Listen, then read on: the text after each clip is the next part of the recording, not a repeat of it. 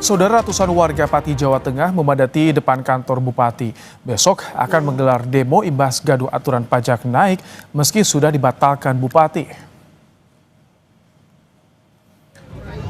Ratusan warga dari berbagai wilayah terus berdatangan di alun-alun Kabupaten Pati. Mereka memadati pusat posko demo yang berada depan kantor Bupati Pati. Poster tuntutan terpampang di sejumlah titik hingga membanjiri pintu gerbang kantor Bupati.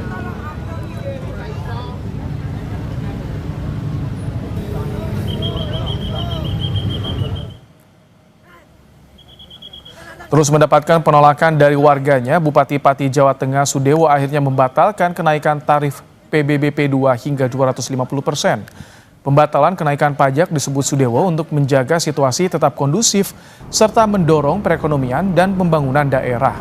Sementara bagi warga yang terlanjur sudah membayar pajak dengan kebijakan kenaikan tarif, Sudewo berjanji akan mengembalikan kelebihan bayar pada masyarakat.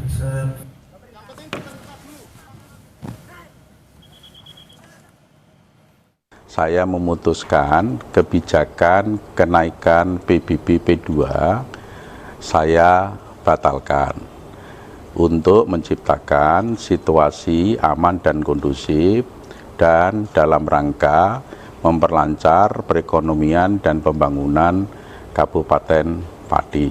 Berarti pembayaran pajaknya PBBP 2-nya akan kembali seperti semula, yaitu seperti pada tahun 2024. Kegaduhan soal kenaikan pajak dan sikap Bupati yang dinilai arogan menjadi pemicu gerakan demo warga Pati besok. Untuk membahasnya, kita sudah terhubung dengan pakar hukum tata negara Bivitri Susanti. Selamat malam, Mbak Bivip. Selamat malam. Bagaimana Mbak Bivip Anda memaknai gerakan demo yang dilakukan oleh masyarakat Pati esok hari?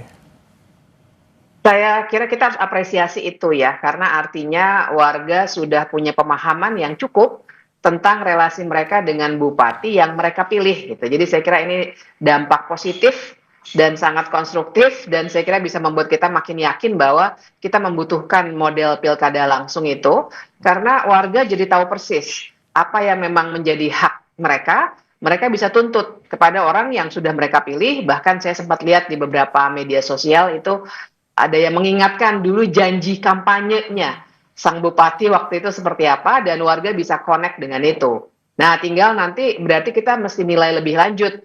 Apakah respons yang diberikan oleh Bupati sejauh ini, tadi kita sama-sama nonton sudah dibatalkan, apakah itu benar-benar karena gejolak warga yang seperti itu kemudian diperintahkan oleh misalnya Menteri Dalam Negeri sebagai atasannya Bupati ya dalam konteks NKRI, atau memang dia sedang melakukan upaya politik lainnya. Nah, tapi saya kira ini suatu fenomena yang baik karena disampaikan dengan cara-cara yang sebenarnya juga demokratis.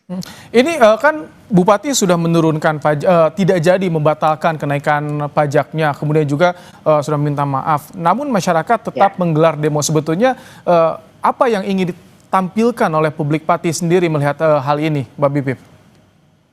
Saya melihatnya memang ada rangkaian peristiwa sebelumnya.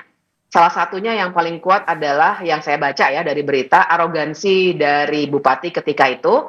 Tadi sempat ada bagian yang tidak ada suaranya kalau di dalam paket informasi tadi, tapi kita sempat lihat di media sosial, itu adalah saat ada ketegangan antara warga biasa dengan Bupati, yang seakan-akan Bupati waktu itu menantang. Dan kemudian warga bilang, loh Anda ini kami yang bayar loh. Itu saya kira kesadaran yang bagus sekali. Dan kemudian Bupati juga sempat bilang mau 5.000, 50.000 saya akan layani. Nah, di titik itu saya kira warga jadi sudah bisa melihat karakter Bupatinya kok tidak seperti yang dulu dijual waktu kampanye begitu. Jadi saya kira itu sih yang terjadi. Ini banyak desakan masyarakat ketika mulai dari demo kenaikan PBB, tapi bergeser kepada demo menuntut mundur. Apa yang Anda baca dari fenomena ini? Ya itu, saya melihatnya memang ada masyarakat mulai merasa bahwa ada diskoneksi antara Bupati dengan warganya yang dalam kesulitan seperti itu. Dan ketika ada demo pun bukannya didengar dengan baik, tapi malah ditantang.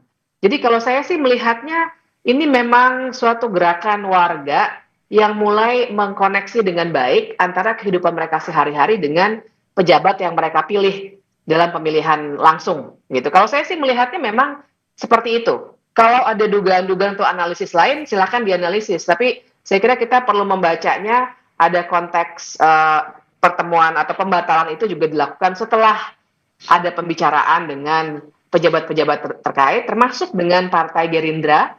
Jadi ada tekanan politik juga yang kemudian diberikan oleh Bupati karena ada gejolak di masyarakat.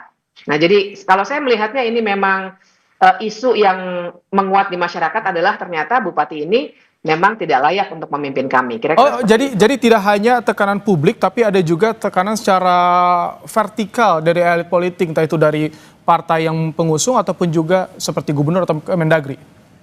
Iya, mau tidak mau, dan saya sudah baca juga ceritanya atau beritanya bahwa gejolak ini memang membuat beberapa orang yang terkait tentu saja alert, dan memang seharusnya seperti itulah sistem bekerja kan. Begitu ada gejolak di masyarakat, yang terkait itu pasti tadi ya, kalau konteksnya dalam NKRI kita, memang Menteri Dalam Negeri, Pak Tito Karnavian, tapi juga sebagai kader Partai Gerindra, saya mendengar juga sudah ada pembicaraan dengan beberapa orang di dalam partai. Nah, ini kan kita harus baca sebagai reaksi yang baik sebenarnya menurut saya, dari pihak-pihak terkait itu untuk mendengar aspirasi rakyat kalau misalnya ternyata bupatinya tidak mau mendengar. Akhirnya situasi politiknya juga dibawa oleh pihak-pihak yang terkait. Biasanya seperti itulah dinamika politik akan bekerja. Kalau tidak bisa langsung didengar oleh orangnya, maka aktor politik terkait di sekitarnya yang akan berdinamika gitu. Mbak Bibip, bagaimana Anda melihat sensitivitas dari pejabat publik ketika ini berurusan dengan hajat hidup orang banyak yang dirasakan langsung oleh rakyat, Mbak Bibip?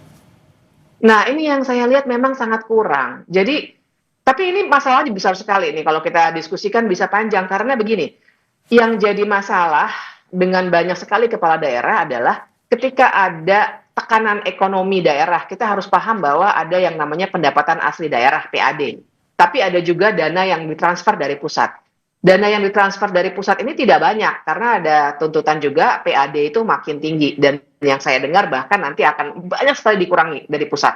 Nah, untuk kepala daerah yang dalam tanda kutip kurang kreatif, kurang inovatif, cara paling instan adalah menaikkan pajak. Cara lainnya tentu saja bisa ya, misalnya ada kalau ada industri kreatif silakan dan seterusnya begitu ya. Tapi paling mudah dalam tanda kutip tapi mencekik warga memang menaikkan pajak dan retribusi daerah. Nah, ini yang dilakukan dan menurut saya di sini Bupati tidak peka dengan kesulitan ekonomi yang dialami oleh warga. Terus juga dilakukannya kan tiba-tiba. Sosialisasi minim, tidak bertahap, langsung 250%. Itu sangat mencekik pasti. Di sini kita bisa soroti ketidakpekaan. Mbak Bibip, ini singkat saja. Sudah dibatalkan, sudah minta maaf, tapi amarah publik belum mereda. Bagaimana dampak dari trust issue publik pada pejabatnya nanti? Ya, trust issue ini panjang karena jangan lupa dia itu belum setahun ya. Jadi saya kira ini memang harus diselesaikan secara politik. Entah oleh Menteri Dalam Negeri ataupun oleh partainya. Tapi memang sesuatu yang harus dibicarakan dan kalau perlu, kalau memang tekanannya besar, ikuti prosedur yang tersedia di dalam undang-undang yang tersedia gitu. Karena trust issue ini penting sekali, masih 4 tahun dia harus lakukan tugas-tugasnya sebagai kepala daerah. Baik, terima kasih Pakar Hukum Tata Negara Bivitri Susanti dari STH Jentera Indonesia. Terima kasih di Kompas Malam.